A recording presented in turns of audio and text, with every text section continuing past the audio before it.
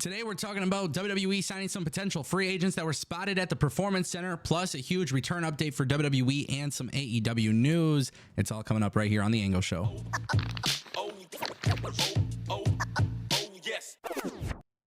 Welcome back to TAS. I want to kick things off with Ricochet. Obviously, we haven't seen him in AEW just yet. And normally when it comes to free agents going to AEW, Tony Khan is pretty tight-lipped about it. He shies away from talking about them. But in this case, it appears to be a little bit different. While speaking to Liam Crowley of Comic Book, the AEW president was asked about Ricochet. He goes on to say, "I'm a huge fan of Ricochet. I think he's a great wrestler. He's been involved in matches against some of the top stars in AEW. He also has great history in New Japan Pro Wrestling, as he's been a champion there and a top star. We have a great collaboration there, and I love the history of New Japan, and I think he's a big part of it. During a great era when a lot of our top stars were wrestling there, he was a big part of it. I have a lot of admiration and respect for Ricochet and think he's one of the top athletes and one of the most exciting stars in all of wrestling." So normally Tony Khan is not talking about potential free agents. This one seems to be a no-brainer. The expectation is that Ricochet will in fact be going to AEW, but I want to talk about this for an interesting reason.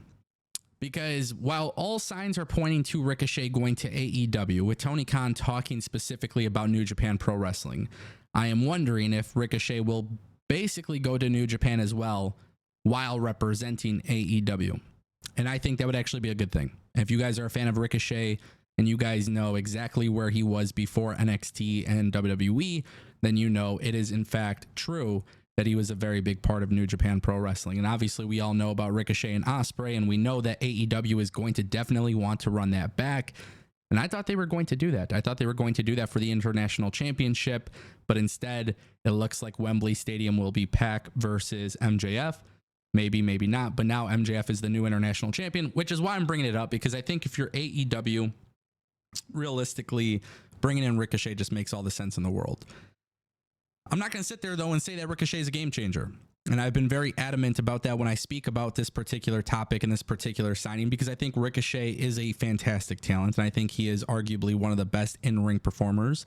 But at the same time, too, I think AEW has a lot of stuff going on, and I don't know if I necessarily see Ricochet going to the top of the card. And that's really what it comes down to, right? He's going to have to compete with Okada and, you know, obviously Will Ospreay, and you just got to look at the dynamics of the top of their roster and their card and everything like that. And that's where I think maybe Ricochet will be thrust into the mid card, basically exactly where he was in WWE, but that's okay. It's not a big deal. I don't think of that as a negative thing at all. CM Punk was spotted at the WWE Performance Center, and it looks like he could very well be back in the ring very, very soon. PWInsider.com first reported on Wednesday that Punk was in Orlando, Florida at the Performance Center to work out in the ring as he tries to get medically cleared. With that being said, Dave Meltzer also chimed in and confirmed that Punk is at the training facility. They are working towards a return.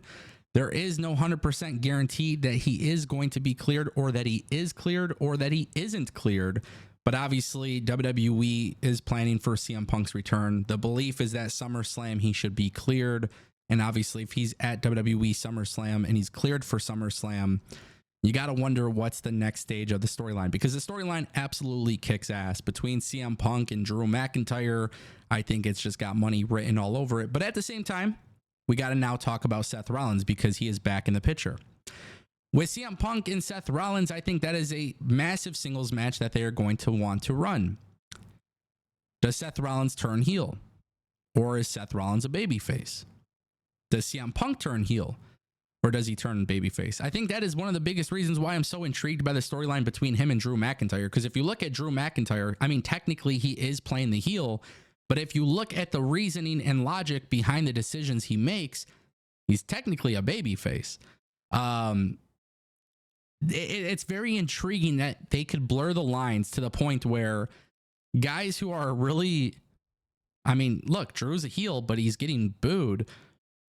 but like in reality, he should be getting cheered, right? So that's the thing. I think there's a lot of excitement behind this storyline. I think CM Punk coming back is good for business. I feel like CM Punk has obviously maintained a lot of relevancy despite being injured since the Royal Rumble. I think if you build a singles match between Drew Punk for SummerSlam, you can easily use that match to segue into a storyline between Punk and Seth. And I don't know if this means WWE would put Seth Rollins in a special guest referee slot. I don't know if maybe that's the right decision. I can't tell you. We're obviously a little bit of ways away from SummerSlam, but I do think that could be a very big possibility. And I'm actually okay with that. I think if Seth Rollins were to be the special ref and he were to actually screw over CM Punk, allowing Drew McIntyre to get the win, which he should be beating CM Punk based on how the storyline has progressed so far. I just think that could be a really cool dynamic to go and transition into Punk and Rollins. But then you got to wonder, okay, how soon do they do that match? Do they do it in Atlanta, Bad Blood? Do they do a Hell in a Cell match at Bad Blood? Like, what is it that they're going to do? I don't know, but that's what's intriguing to me. There's a lot of ways they could go about this, but it's definitely a good sign that Punk is training at the Performance Center. It's a good sign that he should be back soon, maybe even before SummerSlam. And that brings us to our final topic. The Tonga Twins were spotted at the WWE Performance Center. If you're new to this channel, I have talked about them potentially going to WWE. They were the former WOW Tag Team Champions, Women's of Wrestling. The Tonga Twins shared a photo on Twitter, and basically they are training at the Performance Center. They were there. They were visiting. WWE is being very active in new signings. WWE's got the partnership with TNA.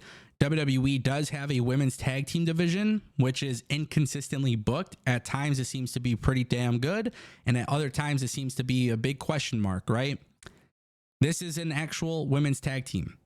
And I don't know if maybe I am just speculating based on like WWE television or whatnot, but I do kind of want to throw out there the idea of this bloodline stuff because no women have been added to the bloodline storyline. And I'm curious if WWE wants to segue into that. It would actually be a good thing for the women's division to have a bloodline faction. Now, look, obviously with Nia Jax being a heel, the Tonga Twins could come to her aid. Who knows? Are they ready for main roster TV? To be honest with you, I don't know how to answer that. But WWE is being very active across free agents. They're signing top free agents. They're signing, like young people that have a potential future. Plus, they're working with TNA and featuring their talent. It could be a good signing. It could be a good signing, especially if you want the women's tag team division to be a big deal. It very well could be a good signing because a lot of the women tag teams are just women being thrown together as a tag team. This is obviously a set of twins, you know what I'm saying? So it just makes a lot more sense for them to do their thing. But who knows? WWE is being very active. They're spending the money. I didn't think they would be signing more free agents. They have been signing more free agents, especially across the women's division. That's been one of the most impressive things when you look at Julia and Delta and you look at, Stephanie Vaquer. Like there's a lot of things that they're doing, a lot of things in motion. Obviously, they're at the Performance Center. We'll see what happens. Let me know what you guys think. Ladies and gentlemen, that is The Ango Show.